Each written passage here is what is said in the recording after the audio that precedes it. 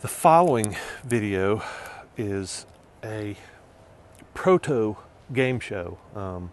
I would like to call it the first in a series, but it's not really a true game show. It's a practice game show to illustrate the basics of the game show and how it's scored. And it's kind of a ridiculous debate anyway, flat Earth. I mean, I would love to debate a flat Earth person, but I'm not one, so I had to play devil's advocate on this one.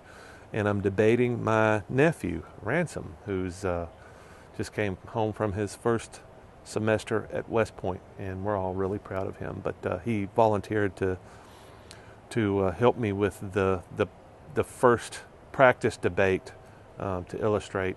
And he loves debate. He's really into the debate thing. But I have to admit that I kind of caught him off guard. I tried to prepare him a little bit for what was coming up, but I wanted to get it done because he's wanting to hang out with his friends and live his life rather than hang out with his uncle. So I wanted to make it quick and just get something out there so people can see what this process is like, and maybe get some interest and maybe get some help refining it a little bit. I'm not really sure how time limits and things like that, how to best organize this. But I want to make it as interesting as I can and as inclusive as I can. I don't want rules getting in the way of people talking to each other. But not just that, I want to make it as easy as I can. But comfort is not probably one of the things that I'm interested in. So comfort is going to be at the tail end of the list. I want to make people uncomfortable. I want everybody that's doing this to be uncomfortable. I want them to step outside themselves. So that's part of this process. And anyway, this is a peek at what the potential is moving forward. And I would invite you to get involved. If you've got an idea for a debate, if you've got somebody that you disagree with, that you want to get in front of a camera and do it just like this, we could do 2 cameras, we could have a stage, there's all kinds of things we can do. But anyway, this is just a peek at what the potential is. Enjoy. We spend our entire adult lives walking around with bad ideas in our head because we don't talk to people we disagree with. Well, all that is changing. Welcome to Burst My Bubble.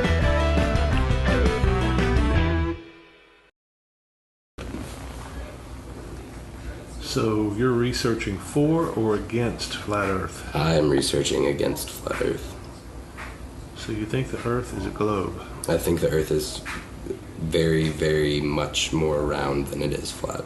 Got it. Here's some wacky stuff I'm trying to find. Hi, my name is Ransom Redman. I will be arguing the affirmative for the round Earth theory. So a couple things I want to talk about are how we can tell that the Earth is round and not flat. For one, we can see the change in the height of sails on ships as they take off and go into the horizon. They decrease in height as they sail further away. The next is by climbing a tree. If the Earth was flat, your vision would extend only to exactly how far you could see on the ground itself in the tree as well. You could actually see, if you get to about 35,000 feet, the curvature of the Earth from a plane.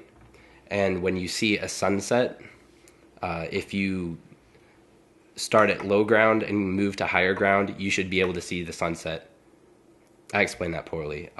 So if you start at the bottom and then you're watching the sunset and it sort of disappears or weakens, if you travel up higher, you'll be able to see the sunset again and with higher intensity.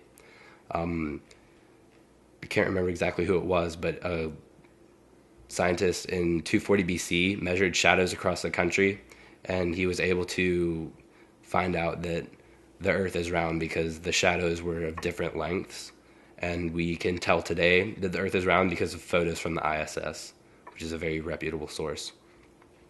A couple things that aren't explained by Flat Earth Society and by the theory itself is what shape the Earth would take for its perimeter if it was flat. How can we fly around the world? How can we experience or prove the flatness of the Earth? And if the Earth is flat, then how could we travel around the world? Because at the edge, the force of gravity would be too strong for us to even get that close. To challenge the credibility of the Flat Earth Society, we have thousands of years of science proving that the Earth is round, and we have seekers of attention in the 21st century and 20th century, I guess, trying to prove the flatness of the Earth. The Bedford level experiment, or Bedford level experiment, was recreated multiple times, and that's the only case that flat earthers really have against the roundness of the Earth. It was recreated multiple times, and it always shows the curvature of the Earth, so I'd like to take that out of the use of my opponent. So my argument is solely based on the globe. The Earth is a globe. It's a big hoax. It's a NASA hoax. And I'm going to prove that we live on a flat, round disk. We navigate with a compass that's always pointing to the center of the disk. As you navigate around the disk, you go in a curve, and the only reason you think that you're going straight is that your compass is pointing north when you're going towards the center of the disk, and it's pointing away from the center of the disk as you go to the rim of the disk. This is just common sense. And anybody that says anything differently is pulling your chain. And to quote the ISS and NASA as proof of a globe, or anytime you go in an aircraft, as you can see, that's easily proved with the bending of light with lenses.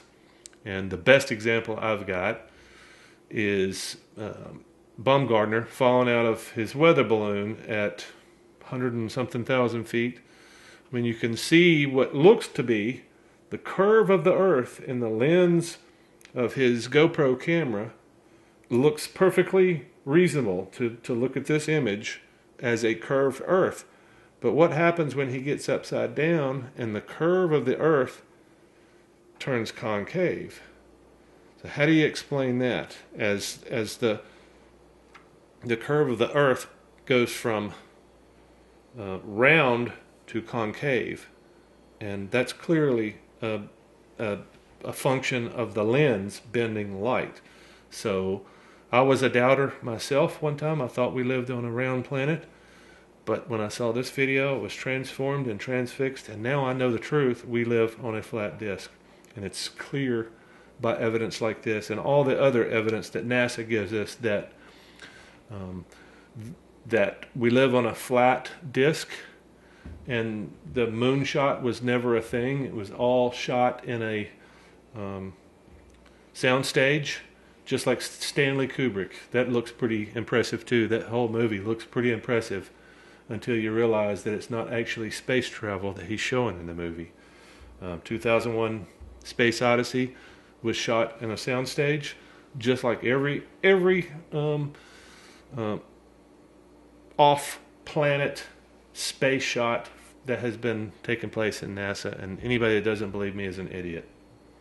So you mentioned that the Earth is a flat, round disk, but from the picture that the Flat Earth Society put on their page about the Earth, Antarctica is on the opposite side of the world from Australia, and we know from many expeditioners that they traveled to Australia from the South Pole after they crossed, cut through, or did anything at the South Pole. That what you said doesn't account for the change in vision of the sails, like the tree example I gave, sunsets, curvature of the Earth from the plane, which doesn't use a lens at all, measuring shadows, and pictures from the ISS have special lenses. I can't remember exactly which ones they use, but it doesn't have any change in the actual shape. So, next, how can no one fall off the edge of the Earth? Again, these people are seekers of attention against thousands of years of science, and none of these questions or concepts have been challenged by these attention-seeking misfits, these mongoloids of humans. And that's all I'm going to say. First of all, you spoke earlier about the Bedford level experiment, which was an experiment that has been done in the early 1800s and been repeated several times. You dismiss it because of what? I'm not really sure, but it's been repeated several times. And you can go out 6 miles on the Bedford River in a boat with a telescope mounted 6 inches above the water, and within 6 miles, if the Earth was as round as you say it is, then the boat would disappear within 6 miles. You would not be able to see it with a telescope. But the fact that you can proves, in fact, that the Bedford level experiment is actually true. You made mention of NASA's special lenses that don't bend light. Just show the pictures. That's show the pictures that were created in a soundstage, and I'm sure they'll look just like Stanley Kubrick's fantasy about a round planet that we live on, not a flat disk, and which is what we live on.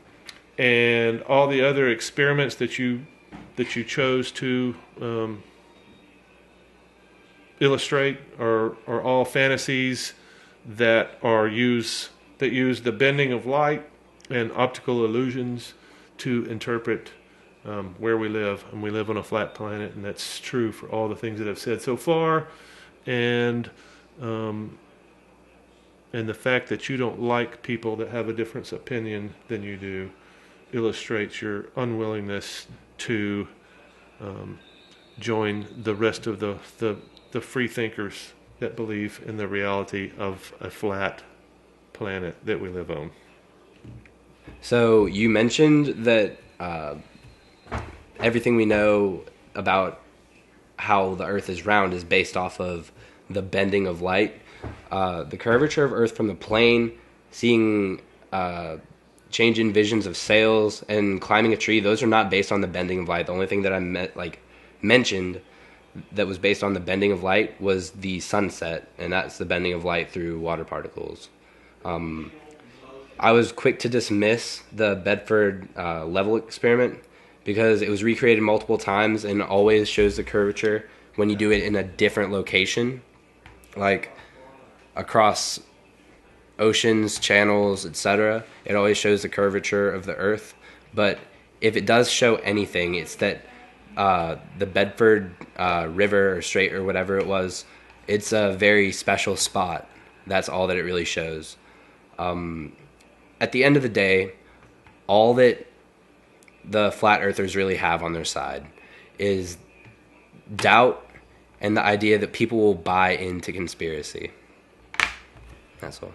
You're quick to dismiss Bedford level experiment and that it's some special place on Earth that bends light magically, but you're unwilling to entertain the fact that we're living on a flat disk rather than a globe. But yet you offer no evidence other than NASA's evidence or somebody taking pictures with a camera, but nothing that you want to offer that's absorbable by somebody without a camera. So in other words, all the evidence that exists that someone can see from a distance, like a lighthouse, approaching a coastline with a lighthouse, you can see a lighthouse from miles away. How is that possible? Should seem like it would come into view long before you got to the coast.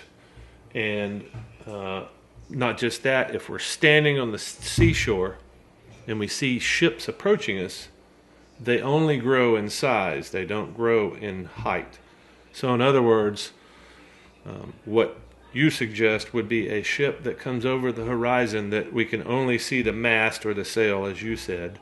We can see the whole ship when we see it, and the only thing that changes is the ship grows larger in size. That's a really good real-world experiment to demonstrate without cameras, without lenses that bend light, without magical shadow experiments that you demonstrated that don't show anything to the observer, the natural observer, the one standing on the ground observing light and how it bounces off a ship. A small ship on the horizon becomes a big ship at the shoreline, and that's the only thing that changes.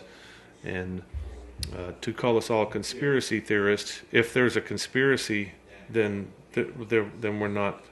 You're not paranoid if somebody's actually trying to kill you. What the hell was that?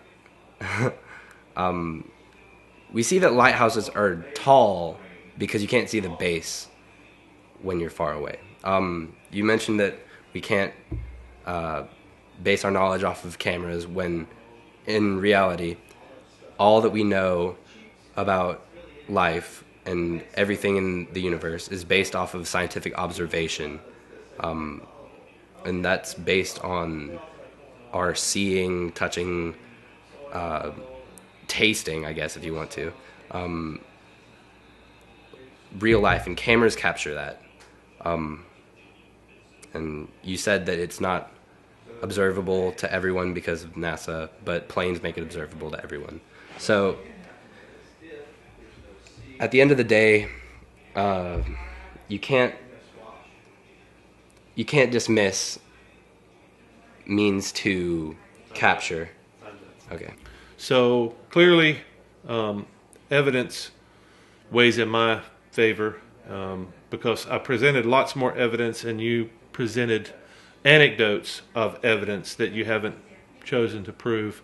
But you'll have your chance to overlay images of everything you've talked about and links in the description of the video below, and let people choose for themselves. I'm quite certain that after watching this video, everyone is going to be convinced that I have the superior evidence and the knowledge and the backing of everybody that hates NASA and what this country stands for, and that we all can agree on one thing, is that we live on a flat disc, much like a record player, and we're all happier for it.